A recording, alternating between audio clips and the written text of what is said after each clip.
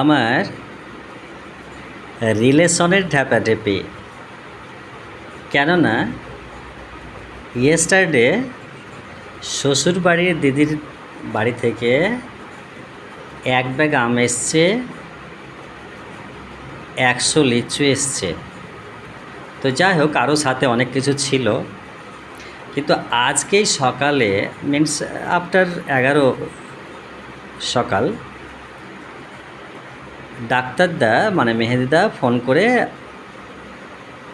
ছেলেকে ডাকলো ডিসপেন্সারিতে। তারপরে বড় বড় গাছের একবারে পিওর পাকা আম পাঁচটা দিয়ে পাঠিয়েছিল। 5টা আম, সেগুলো খেয়েছি।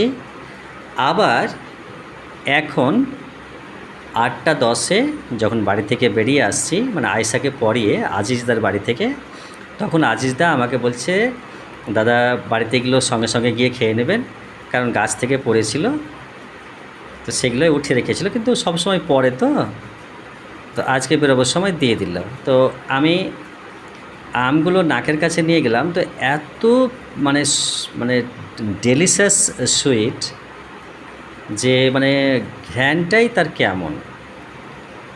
তো এখন মিসেসকে বলছি চলো কেটে দাও। তো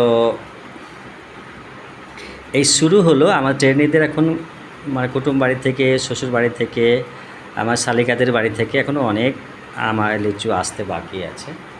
ওকে, আজকে হচ্ছে 300525।